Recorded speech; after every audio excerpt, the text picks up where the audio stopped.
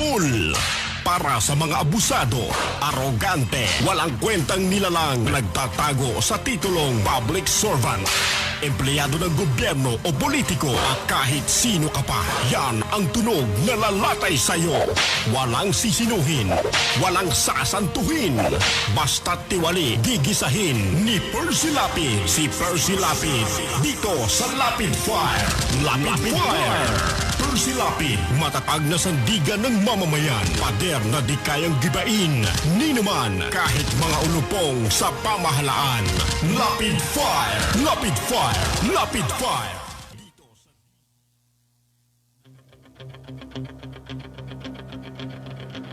Walang preno kung bumatikos, malalim at makatwirang komentaryo. Mag-ingat ang mga politikong gumagawa ng kalokohan at baka kayo ay tamaan ng Lapid Fire! Percy Lapid Fire! Percy Lapid Fire! Tapang mo'y kakaiba, walang takot sa pagbira. Oh yeah! Oh yeah! Kapag mayroong anomalya, ibubulgar na talaga. Oh yeah! Oh yeah! Mga kurap sa gobyerno, ibibisto ng walang preno, maging ikaw man ay politiko. Artista man o kahit sino, masasabugin ang baho mo. Sa Lapid Fire, walang sinisino. Percy Lapid Fire! Makapal man ang iyong mukha, sa Lapid Fire, ituubra. Oh yeah! Oh yeah! Kahit pader, ginigiba, basta't mali, binabangga. Oh yeah! Oh yeah! Mga kurap sa gobyerno, ibibisto ng walang preno, maging ikaw man ay politiko. Artista man o kahit sino, pasasabugin ang baho mo. Sa Lapid Fire, walang sinisino. Percy Lapid Fire! Percy Lapid Fire! Percy Lapid Fire! Percy Lapid Fire! Percy Lapid Fire! Percy! Ang balitang ito ay hatid sa inyo ng Hataw. Number 1 sa balita, basta tabloid, Hataw. Magandang gabi po mga kaibigan. Muli pong sumasa inyo ang palatuntunang Lapid Fire. Tayo po ay napapanood pagsapit po ng alas 10 ng gabi hanggang alas 12 ng hating gabi. Dito po yan sa Liberty Radio. At siyempre po ang ating pagtatanghal ay tatampukan ng mga pagtalakay sa mahalagang issue na ating pong pag-uusapan. Sa mga sumusubaybay po sa atin sa ating live streaming, sa gawing kanan po ay meron tayong chat room na maaari po kayong mag-type ng inyong mga reaksyon na ating pong babasahin sa kabuuan ng ating pagtatanghal. Umanaw na po mga kaibigan ang negosyanteng si dating Ambasador Dandingko Huangco.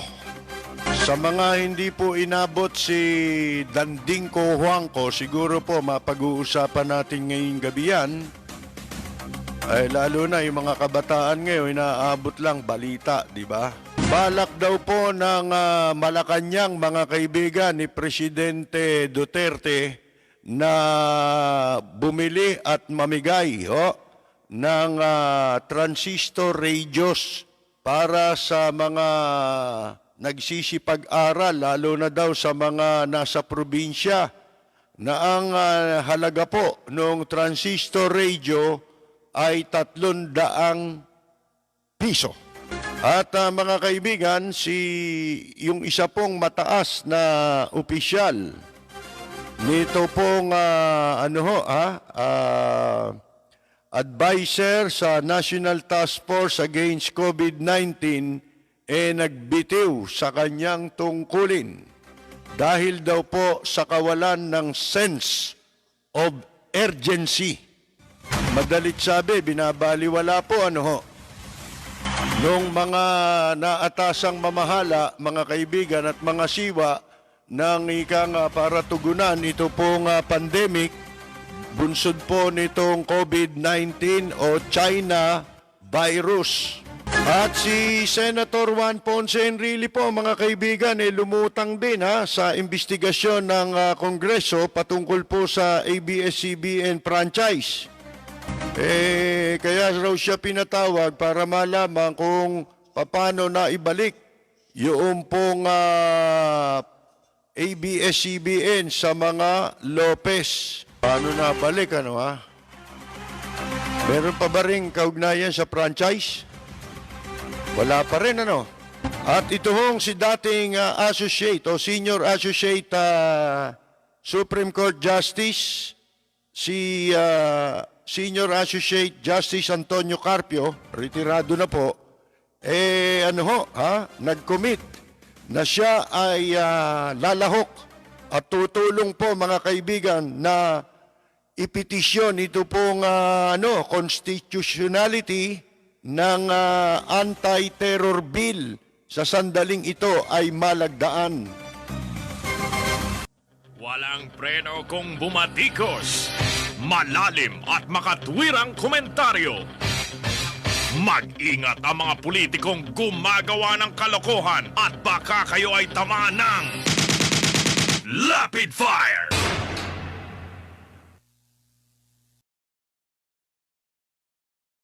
Bueno, mga kaibigan, umpisahan na po natin ito pong ating mga mga pag-uusapan. Meron pa mga ibang issue diyan yung pong pagbubuwis daw sa online sellers. Ang daming umaalma rito, mga kaibigan. At habang ito po ay pinupuwersa na nila ngayon na magsipagparehistro na raw sa Bureau of Internal Revenue, mga kaibigan, itong mga nagtitinda online. Unang-una, yan po ang tanong natin, anong batas ang sinusunod o saan batas humugot ito pong Bureau of Internal Revenue para obligahin na ito pong mga online sellers ay kanilang buwisan o singilin ng pamahalaan ng buwis. Samantalang, yung pong online gambling na pogo, di ba? Philippine Offshore Gambling, di ba? Operators, hindi po nila makolektahan ng buwis. Walang preno kung bumatikos, malalim at makatwirang komentaryo. Mag-ingat ang mga politikong gumagawa ng kalokohan at baka kayo ay tamaan ng Lapid Fire!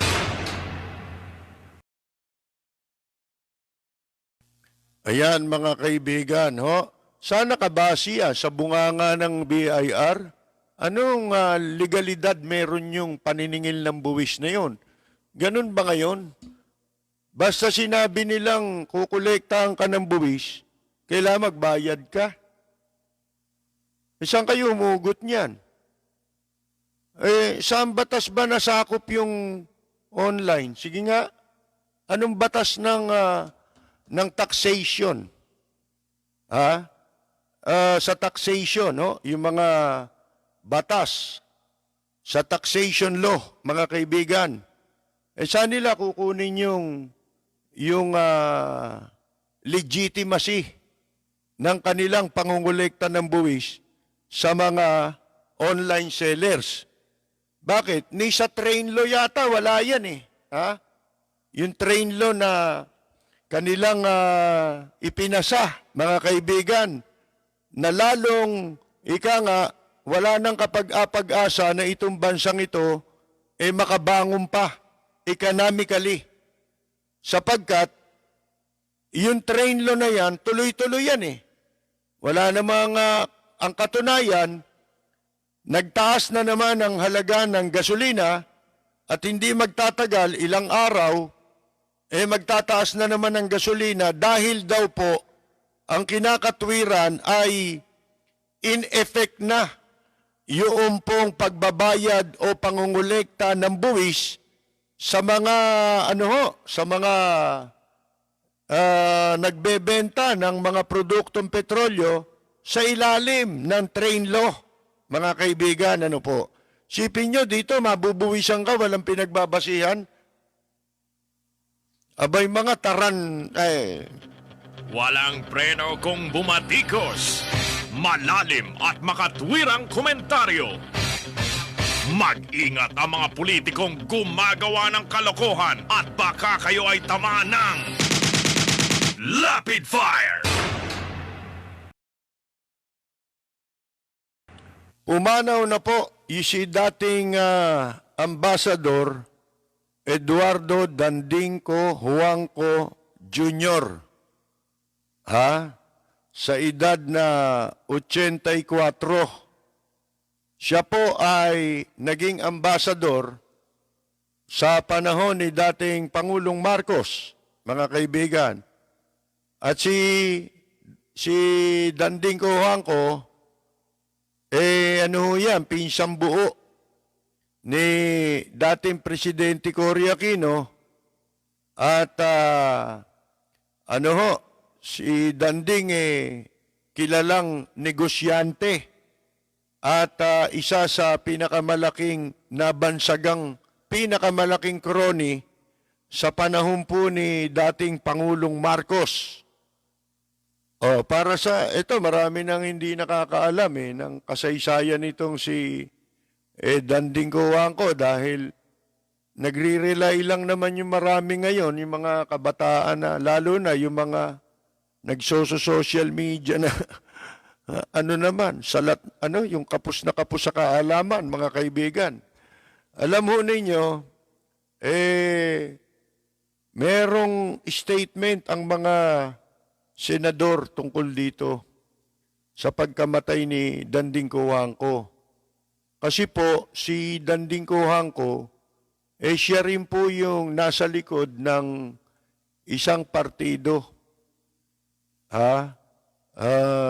Minority political party sa Senado, sa Kongreso, both houses, mga kaibigan, na kung tawagin Nationalist People's Coalition.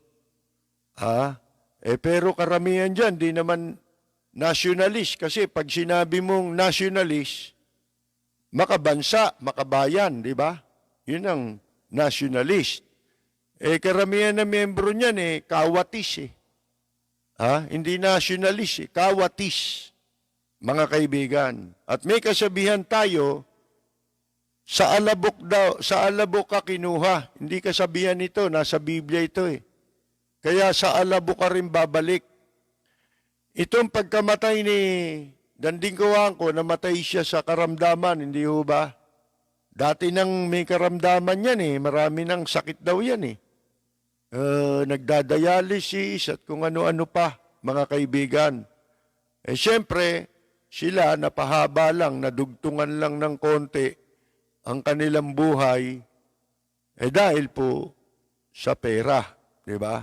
Napakayaman yan, si Dandingco Huangco. At si Danding, mayroong bagong asawa yan, di ba, na beauty queen, mga kaibigan.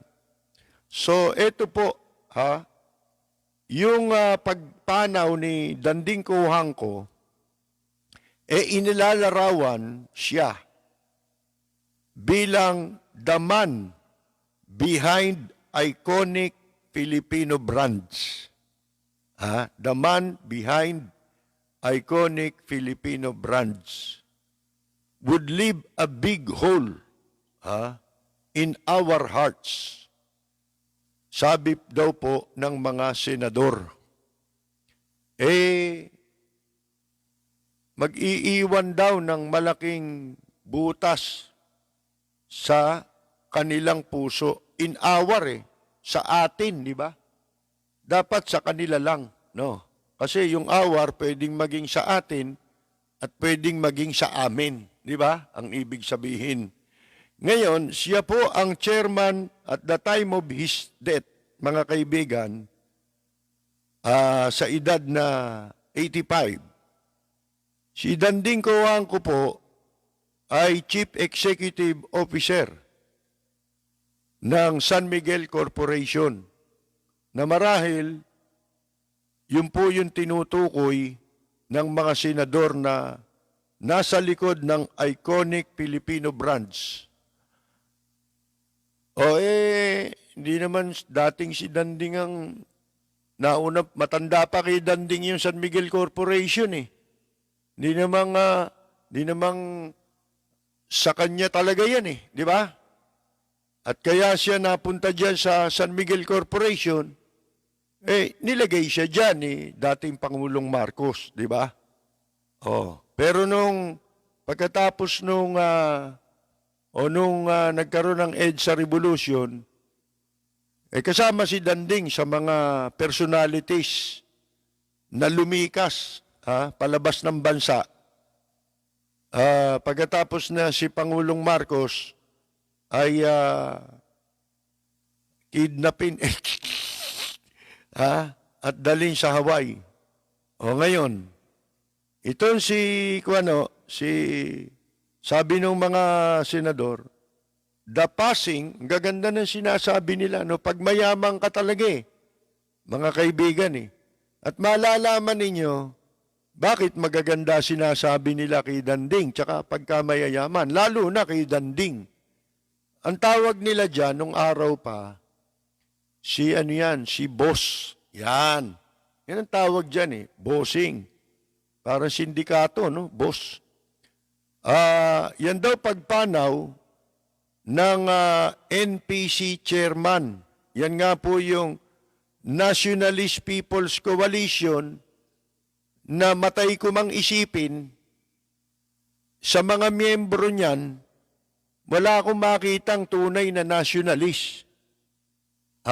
Kasi po, yan ang mga nagtataguyod ng simulaing makabayan mga kaibigan simulaing labag sa interes ng mga mamamayang Pilipino at ng bansang Pilipinas.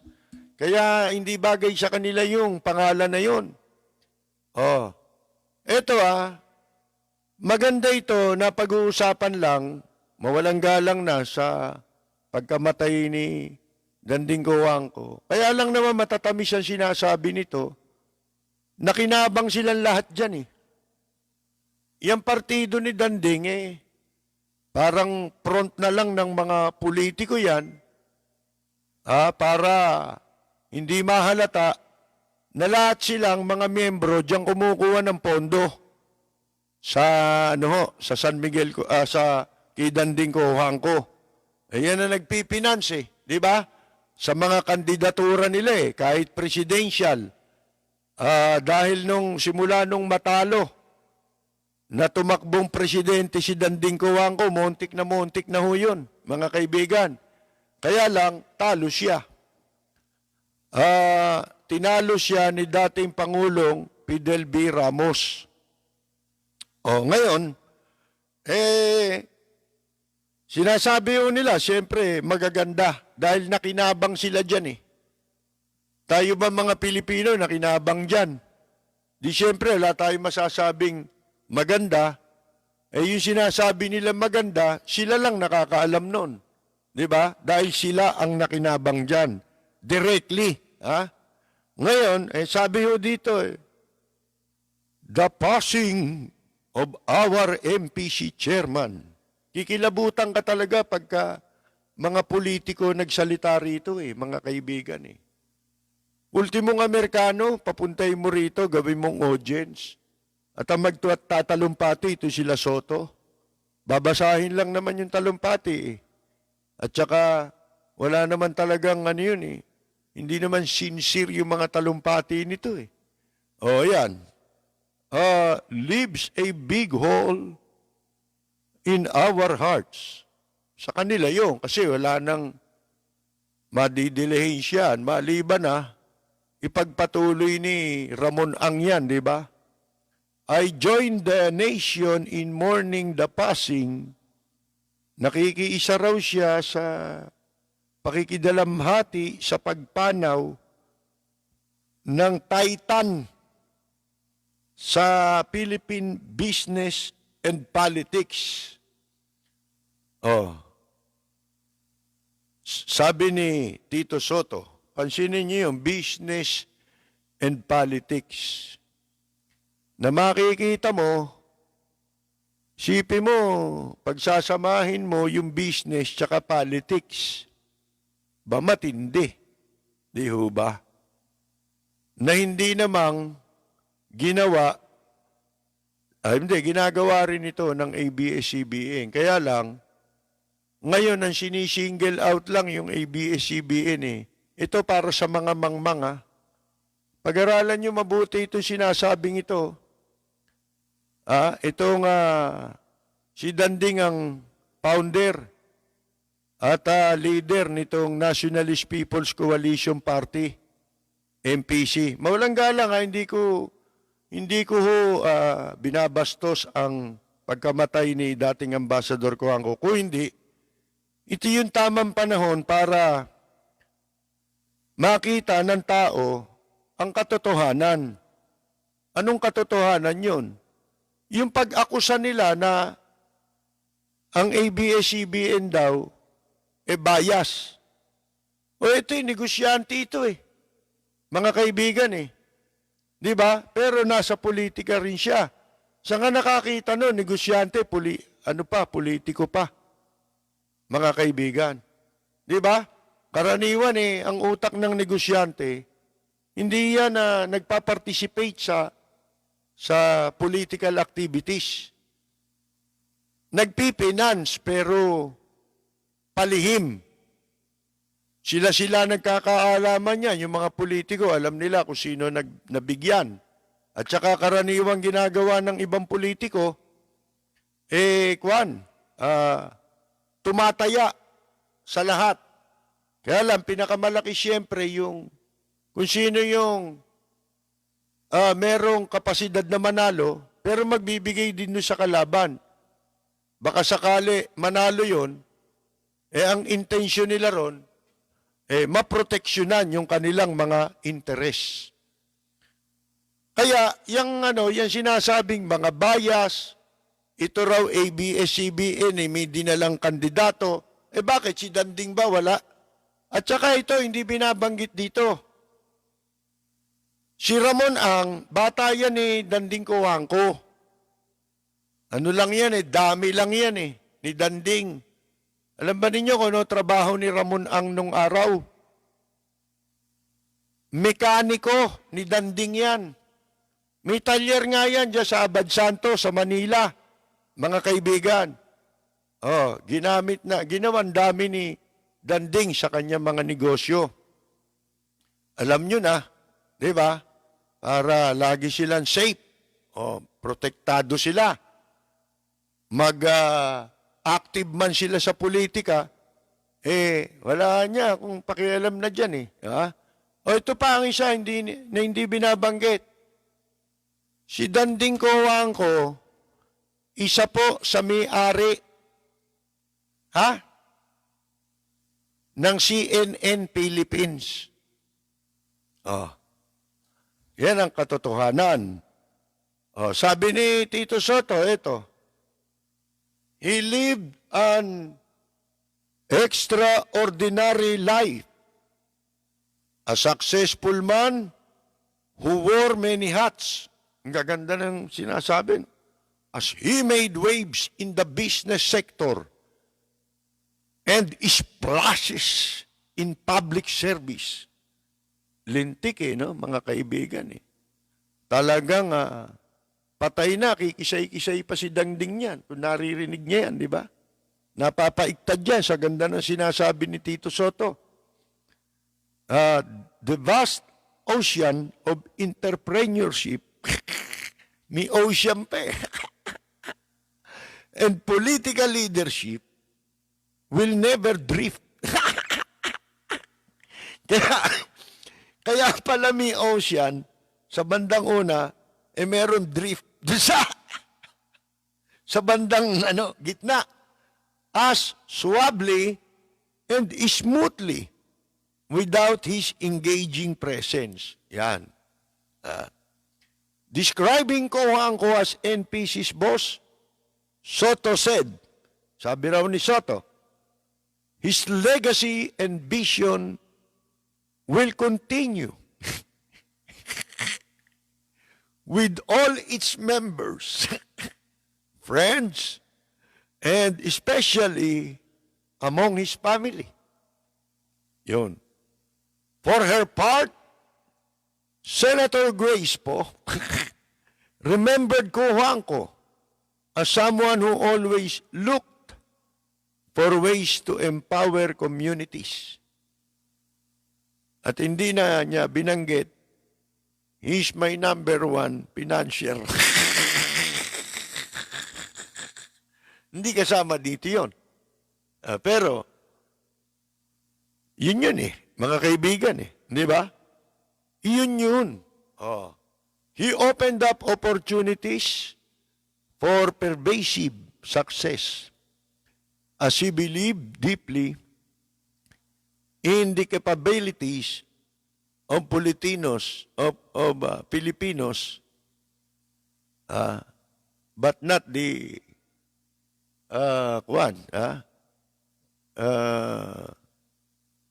hindi ho yung pangkaraniwang Pilipino. Ang tinutukoy siguro ni Grace po rito, siguro yung mga politiko. We are saddened by his passing, but we celebrate a legacy too of the man behind iconic Filipino brands who in so many ways gave his share to make our country better. Yan ang sabi ng dalawang senador na nakinabang kay Danding Cojuangco. Sila lang ang nakinabang, para bang gusto tayong idamay sa matinding dalamhati at tayo ang gusto nilang lumuha, magpatak ng luha para sa kanila na nakinabang sa pera. Walang preno kung bumatikos. Malalim at makatwirang komentaryo. Mag-ingat ang mga politikong gumagawa ng kalokohan at baka kayo ay tamaan ng Rapid Fire!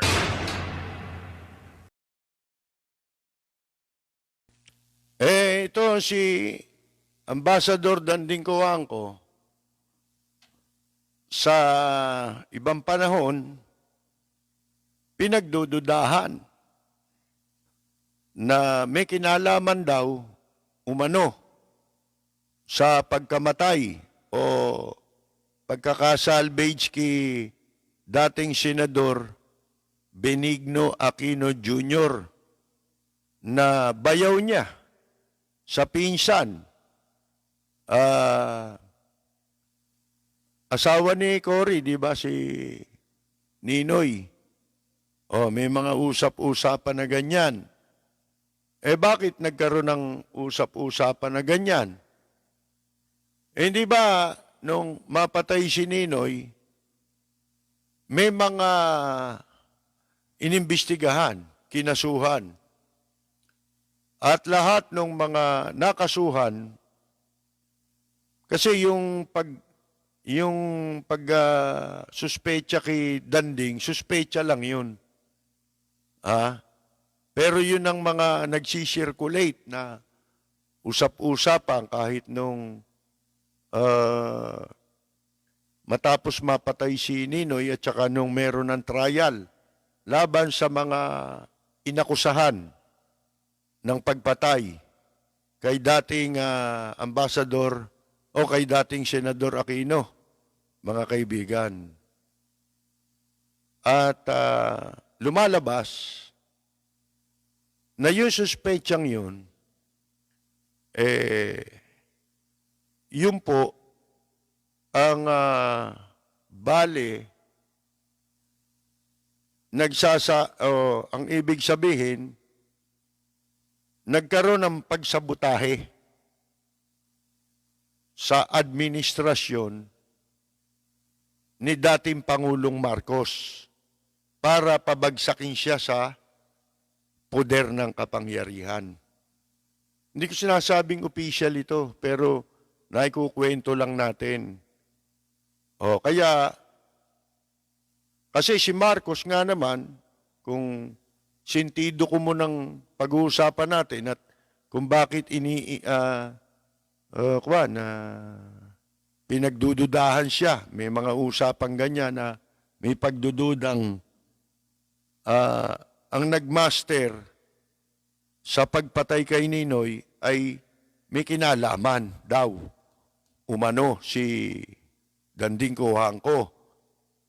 Kasi po,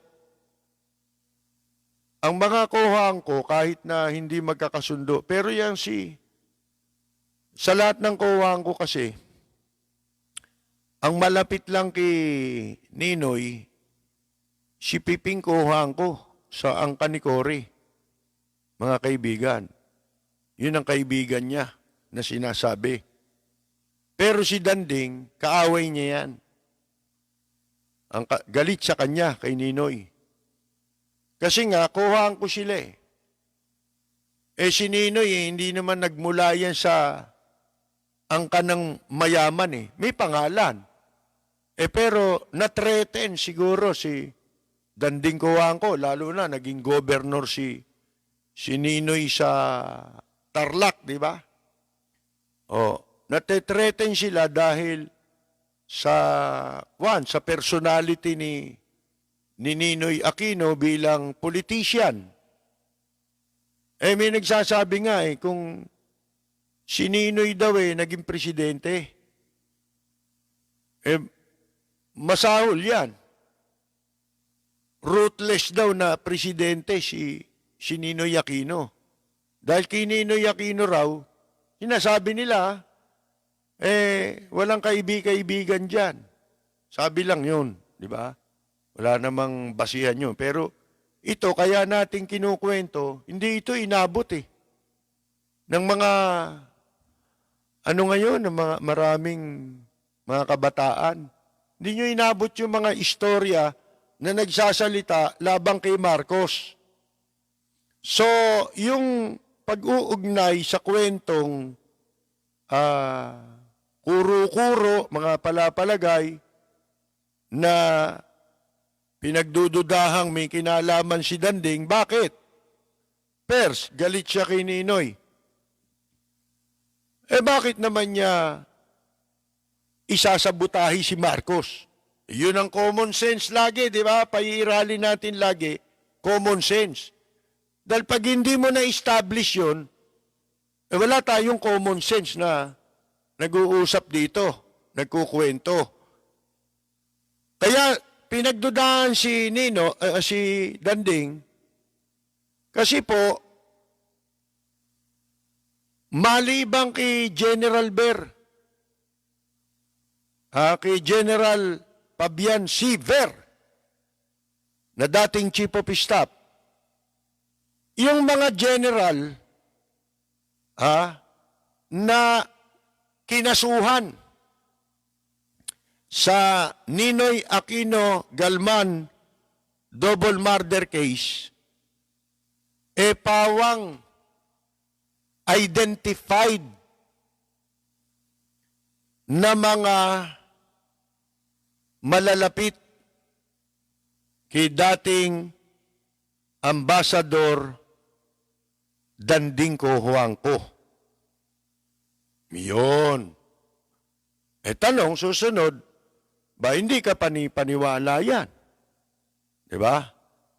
Sapagkat, ikaw na rin ang nagsabi at alam naman ng lahat yan, na si Danding ay napakalapit niyan.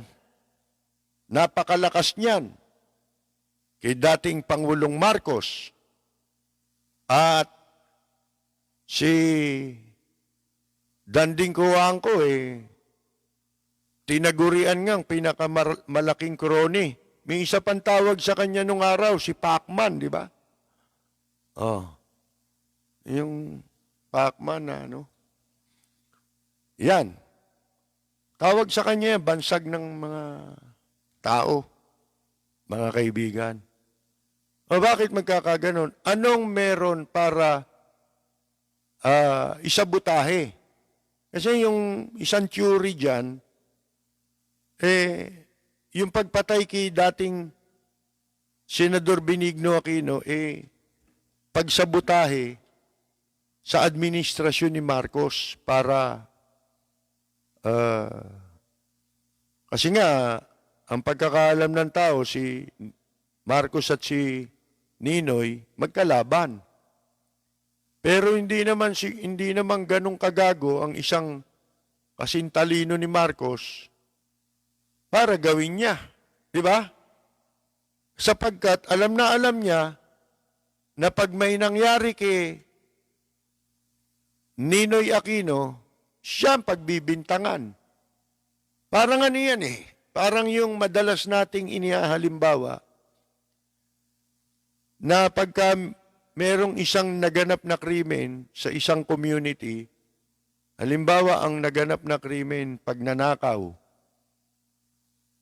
sa isang community na yan o barangay na yan, kung sino yung mga magnanakaw doon sa area na yon na merong record ng pagnanakaw, lalo na ex-convict, dadamputin niya ng pulis para imbestigahan. Sila agad yung unang dinadampot para imbestigahan ng pulis at lutasin ang kaso sa pagnanakaw. Ganon din yun. Di ba, mga kaibigan? Di yun nga, ang motibo, ang i-establish mo rin sa krimen. Diba, may nangyaring krimen. Kung ikaw, investigador ka, ang una mong iimbestigahan o aalamin, yung motibo sa nangyaring krimen. Halimbawa, may pinatay. Ano ba motibo nito? Merong ang motibo sa pagpatay para pagnakawan, para paghigantihan. Di ba? Yun yung mga motive. Ganon din sa nangyaring pagpatay kay dating Senador Benigno Aquino Jr. Siyempre, yung mga tao na identified kay Ambassador Danding Cojuangco, yung mga magmula ron sa mga general, sila Custodio, sino pa si General Gatan, yan, mga ano yan malalapit kay Ambassador Cojuangco yan At matandaan ninyo, nung malapit ng ang eleksyon na tatakbo si Danding na presidente, nung yung kumpare niya si Plander Estrada, kasi nung tumakbo siyang presidente, ang vice president niya si Asyong Salonga, di ba? Pero ang nakalusot si Asyong. Siya gumastos. Natalo siya kay FBR. Ngayon, nung bago tumakbo si ERAP, merong pinatay. Sino itong pinatay na to? Itong pinatay na ito, mataas na opisyal sa military. At ito, kilalang kilala na akala ng mga tao, itong pinatay na ito, sa pangkaraniwan tao, siya license to kill ni Presidente Marcos. Ang tinutukoy natin, si dating Colonel Rolando Abadilla. Oh, ha? Kaya nga, di ba, naupo si Cory. Kung talagang, di ba, galit na galit ang tao nun, at saka sila Cory, ang ginagamit, siyempreng issue nun, para mapatalsik si Marcos, yung pagkakapatay kay Ninoy Aquino. Pero ang ipinagtaka na lang ng marami, bakit noong maluklok sa kapangyarihan si Mrs. Aquino, wala silang ginawa para mapanagot yung talagang mga may kagagawan at nasa likod ng pagpatay kay dating Senador Benigno Aquino. Yun ang ipinagtaka. Samantalang doon sila nag-capitalize sa pagkakapatay kay Ninoy. At yun ang naging sanhi ng pagbagsak sa kapangyarihan ni dating Presidente Marcos. Yung pinatay na sinasabi natin, si Colonel Rolando Abadilla, nung panahon na si Erap ang Vice President at si FBR ang Presidente, si Erap, binigyan ni FBR ng pwesto yan Yung PACC, di ba? Presidential Anti-Crime Commission. Sila Lacson, nandyan lahat yan. Bakit? Kasi ito si Abadilla, ang head nung martial law, siya ang leader nung MISG ng Military Intelligence, Military, Intelligence Service Command ng Philippine Constabulary, mga kaibigan. At itong sila Lacson, yan sila Ortega, Colonel Ortega, alias Bungo. Si Abadilla, si Kabise. Sila Lacson. Mga tauhan silang lahat nitong si Colonel Abadilla. Marami yan Si Beroya. Si Beroya. Tauhan lahat yan ni Abadilla. So, noong naging PACC si Erap Estrada, etong si Abadilla ay naging consultant dyan o advisor sa basta may pwesto siya dyan. Pero nung malapit ng mag-eleksyon, napatay si Rolly Abadilla, si Kabise. At ang hinalaan o pinalabas nilang may kagagawan, MPA. Pero pinagdududahan po yun. Pinagdududahan po na talagang MPA ang may kagagawan sa pagpatay kay Abadilla. At ang paniwala nila, merong iba. Kasi magiging presidente na si Erap. Di ba? Alam niyo naman si Erap, yan. Kumpare ni Danding yan. Kaibigan ni Danding Cojuangco yan. At isa si Danding Cojuangco sa financer. Nung tumakbo si Erap na presidente. Diba?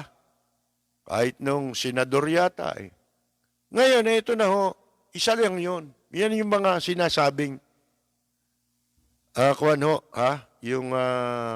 kaya ikinukonek nila si Danding sa pagpatay kay dating Senador Benigno Aquino. Bukod dyan, yung isang personal, hindi ko na pwedeng banggitin kasi masyado ng personal. Iyon dahilan na pwedeng ikagalit ni Danding kay Marcos na hindi lang siya nagpapahalata. Yun. So, kasi nga naman kung ikaw kasing talino ka ni Marcos, hindi mo gagawin yun Tsaka hindi alam ng marami.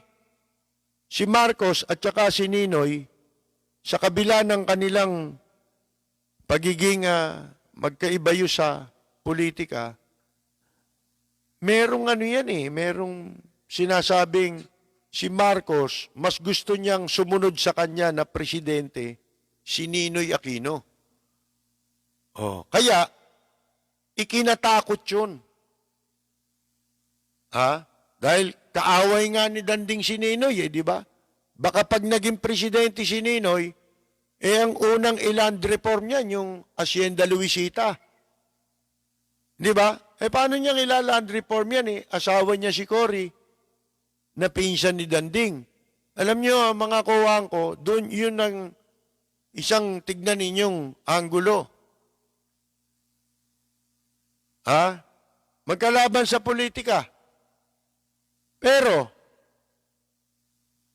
pagka ang pinag-usapan na, ang nalagay na sa peligro, o nasaling mo ay yung Hacienda Luisita, ay lahat yan kaaway mo. Kasi kanilang lahat yan mga kaibigan Diba?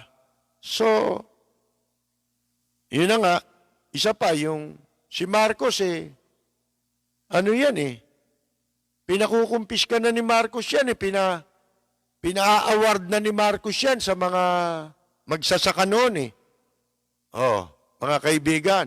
At kaya hindi matuloy-tuloy dahil nga kay Danding Cojuangco. Yun, isa sa posibleng tagilid, di ba? Pwedeng iugnay sa pagpatay kay Ninoy Aquino. Pero yun, ano lang ito, theory. Para malaman ninyo na merong kwentong ganon. At nung ang tagal na panahon, naging presidente yung anak ni Cory, wala rin ginawa, di ba? Para tuklasin. Gayong, nung matapos yung kaso at na-absuelto si General Ver, nasakripisyo yung mga sundalo, ang tagal na kulong, wala ring inisyatibong ginawa. Si Noynoy Aquino para tuklasin, o si Pinoy para tuklasin yung mga may kinalaman sa pagpatay kay Ninoy Aquino. Inuulit natin, ito'y mga kwento lang ito. Ito'y theory na nagsisirculate noon. At meron pa. Yung mga sundalong nakulong, hindi ba na na sila, na pardon? Yung isa dun sa napardon, mukhang magkukwento Nung, kailan ba yan? Napatay yun. Martinez ang apelyido nun. Isa yun sa mga hinatulan sa Ninoy Aquino Galman double murder case. Nung nakalaya yung tao, bigla na lang na-aksidente, nagbibisikleta sa Cultural Center. Mga kaibigan, di ba kataka-taka? Kasi nagpa-interview ito na kung sino yung mga hanggang sa huling sandali nung makalaya, sinasabi niya na wala kaming kinalaman talaga dyan Mukhang merong pahiwatig na kakanta yung tao. Biglang namatay. Na aksidente, parang nabunggo siya. Nagbibisikleta sa Cultural Center. Cultural Complex. Mga kaibigan. So, yun ang mga kadahilanan o teorya na nag-uugnay sa kwentong posibilidad na may kinalaman daw, di umano, si dating ambasador Danding Cojuangco sa pagkamatay ni anong tawag? Ni Marcos. Ayun nga, di ba? Hindi naman nagalaw si Danding Cojuangco, di ba? Nung naupo na si Cory, nakabalik pa nga si Danding, di ba? Mga kaibigan. At tumakbo pa. Kasi nga, mga magkakamag-anak di ba? Oh. At kaya, sinasabing wala na silang interest, hindi sila nagka-interest, sinasabi pa nga dyan parang pati si Mrs. Aquino alam niya yung mangyayari. Yung sa pag-uwi ni Ninoy. Yan mga ano lang yan, mga kwento-kwento. Kasi hindi na alam ng mga bagong kabataan yan ngayon Ha? Na mahilig lang sumagap ng yung mga napakinggan nila. Pero ito yung mga behind the news. Kaya nga, hindi mo kasi pwedeng i-confirm yan Di ba? Ano yan? Testigo ka ba ron? Di ba? Hindi mo pwedeng, napagkukwentuhan yan sa mga, ang tawag dyan coffee shop talk. Ha? So, marami pa. Ha? At saka magtaka kayo sa lahat ng mga negosyante, si Danding lang ang directly merong political party. Saka nakakita ng negosyante. Siyempre, yung negosyante, may iwas yan Nagpipinance, pero hindi sila nag-engage sa politika direktamente. Indirectly. Bakit ko sinasabi yan? Kasi yung ABS-CBN, kung maging bias, sabi ko nga sa inyo, sino ba ang walang bias? Halimbawa, si Presidente Duterte, kung kunyari, kung magalit doon sa ABS-CBN, nakala mo, talagang may atrasong malaki sa kanya yung ABS-CBN. Ang babaw nung sinasabing atraso katunayan, sinasabi ngayon, alin? Sasabihin na namin ngayon, sabing ganon. Sa hearing, na nandun si Enrile, di ba? Ano sabi nung vice chairman ng ABS, yung Lopez, matanda? Sabi, katunayan si Presidente Duterte, nung mayor pa yan, ang tagal na, ang tagal nagkaroon ng programa sa ABS-CBN dun sa Davao. Di ba may mga ABS-CBN doon? Bakit? Kasi, yun lang ang tumanggap yun lang ang nagbigay sa kanya ng programa. Yung ibang network, hindi siya pinagprograma. Yun ang sabi, ni Augusto Almeida Lopez sa hearing kanina ng sa Kongreso. Sabi niya, maybe I should mention here that President Duterte used to have a program at ABS-CBN. He had a program for more than 15 years. There were several stations in Davao, but he chose ABS-CBN. After which, bago siya pinutol sa pagsasalita ng isang congressman. Tingnan mo. Pag ikukwento tungkol kay Presidente Duterte, pinuputol nila. Mga kaibigan. Hindi ba bias yun? One-sided ang hearing. Ang gusto lang nila, kung ano yung gusto lang nila marinig at saka makikiliti si Presidente Duterte sa mga pagtatanong nila sa ABS-CBN. Alin, yung pagkakabalik ng ABS-CBN, lumang kwento na yan Wala namang kinalaman sa franchise yan. Nung kunin nila yan, kanila yung franchise Kanila na yun Ano kinalaman nun? After the fact na tong sinasabi nilang ito Mga kaibigan Sa makatwid, walang kinalaman ito. Kung paanong naibalik sa kanila yung, sa kanilang pagmamayari ang ABS-CBN. Yan sinasabi natin Lahat ng tao may bias. Tandaan ninyo yan. Kaya lang, sa larangan ng pamamahayag, may bias ka man, kailangan ilahad ninyo ng pantay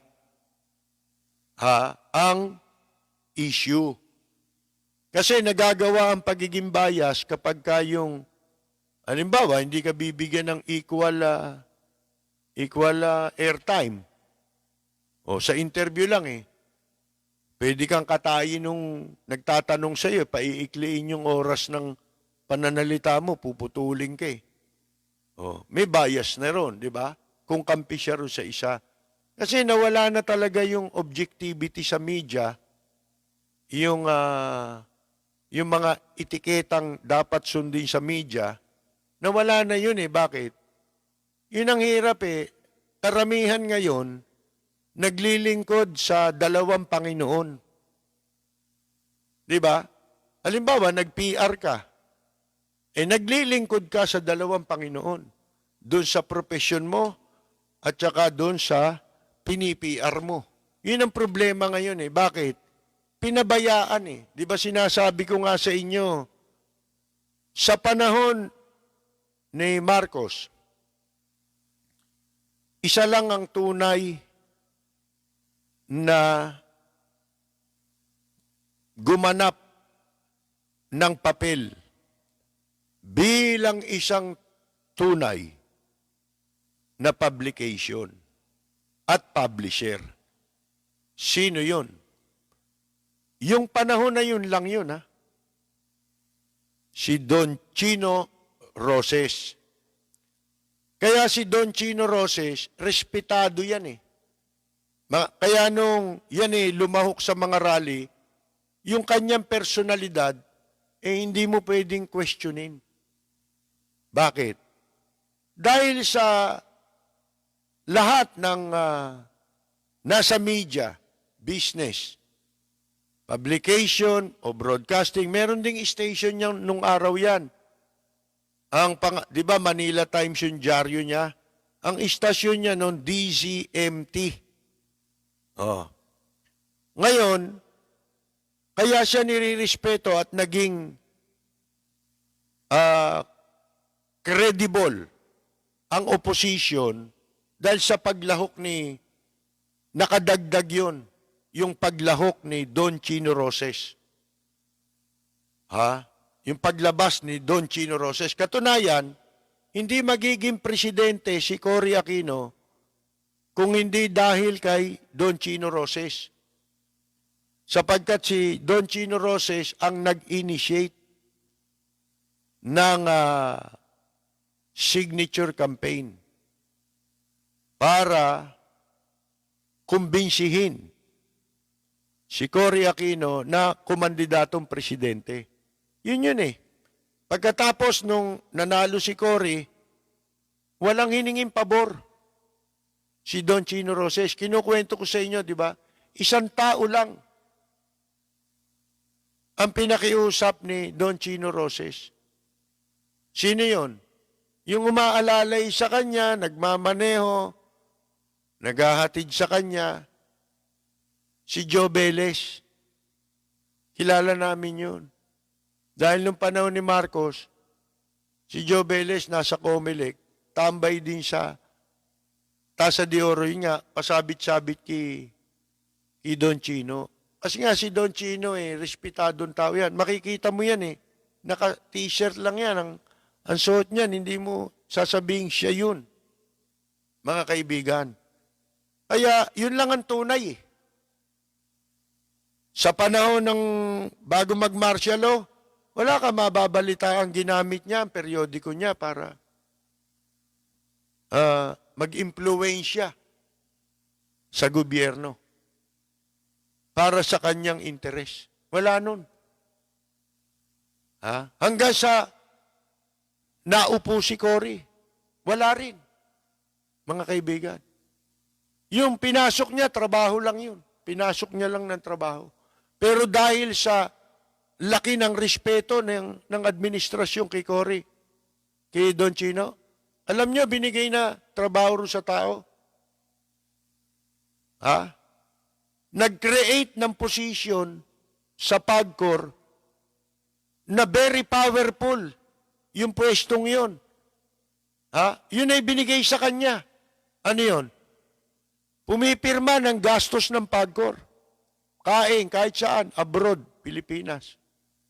Yun ang trabaho ni Joe Velez, yung senior casino host. Wala nun. Siya lang ang nagkaroon ng title na ganon. At pagkatapos niya, ay wala nang sumunod na ganon sa PAGCOR. Si Don Chino, yun lang. Eh ngayon, hindi eh. May-ari nga na media, pwesto ka sa gobyerno.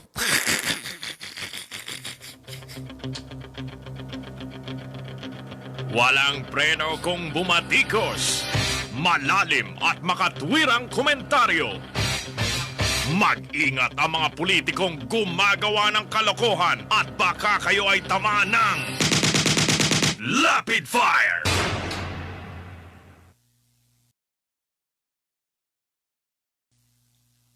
Mga kaibigan, marami-rami na rin tayong nasasabi. Kasi maraming dugtong ang panahon. Maraming dugtong yan, yung mga panahon. Lalo sa politika. Mga kaibigan, di ba? Yun lang, naikukwento kasi natin dahil po yan dito sa pagkamatay ni dating ambasador Eduardo Danding Cojuangco, o kung tawagin Boss Danding, sa kanyang mga mga sip-sip. Di ba? Pero ang kasabihan nga, mga kaibigan, kahit anong yaman mo, ang tao ka pa rin. Sabi nga sa Biblia, sa alabo ka kinuha, kaya sa alabo ka rin babalik. Ito sana, makita nung mga abusado, mga mapagsamantala, naghahangad na wag na silang maalis sa pwesto, magagawa niyo yan, bakit ba hindi? Pero ang hindi nyo magagawa, isa lang. Yung mabuhay kayo ng 100 taon. Kasi hindi kayo mabubuhay ng 100 taon eh. Lilipas din kayo eh. At pagka tapos ka na,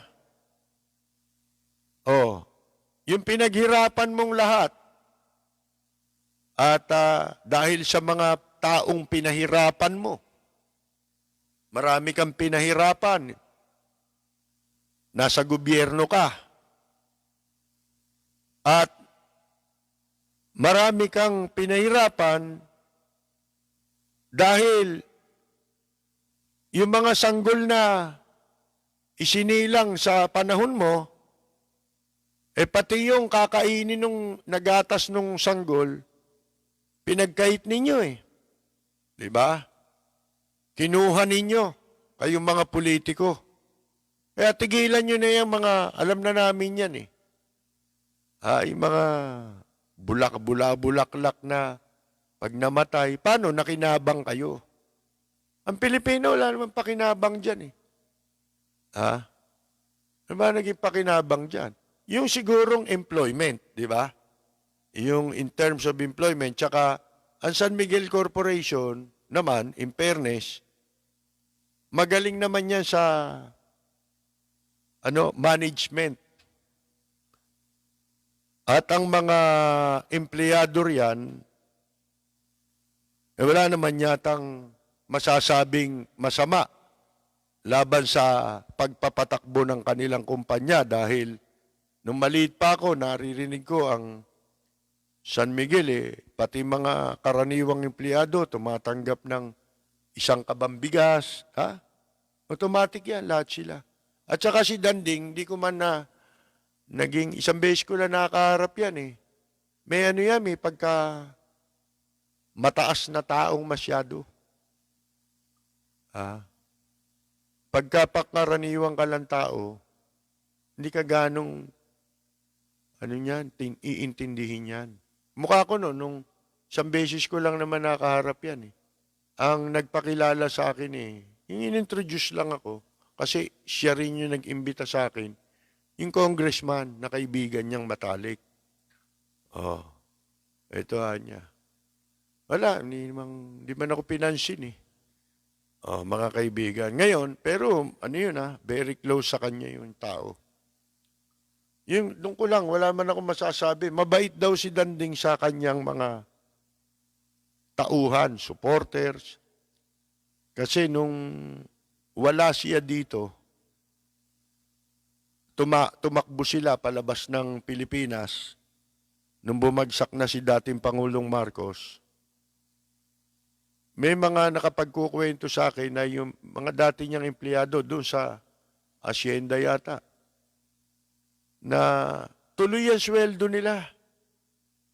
Hindi sila na wala ng trabaho. Para ding nandito si Danding. Ibig sabihin, tuloy yung negosyo. Di ba? Usaman silang kumpanya ni Danding nagtatrabaho. Mahusay yun, di ba? Mahusay na amo. Pero yung sinasabi nito mga politiko, mga kaibigan, natatawa lang tayo. Anong mga titulo, mga sinasabi sa kay Danding eh. Dahil sa malaking ang kanilang nakinabang. Kung may nakinabang kay Danding, sila. Di ba? Hindi tayong mga mamamayan. Tsaka yung mga tauhan nila. Sa economy natin, malaki rin na naiambag niya, di ba? Kahit na crony siya ni Marcos. Kaya lang, ang masama nga, may mga malalapit kay dating Pangulong Marcos na hindi siya kursunada dahil sa, yun nga, yung teorya at pagdududa na ating naikwento sa inyo.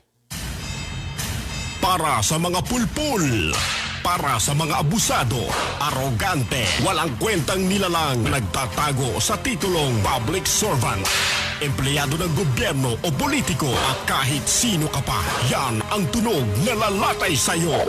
Walang sisinuhin, walang sasantuhin, basta't tiwali, gigisahin ni Percy Lapid. Si Percy Lapid, dito sa Lapid Fire. Lapid Fire!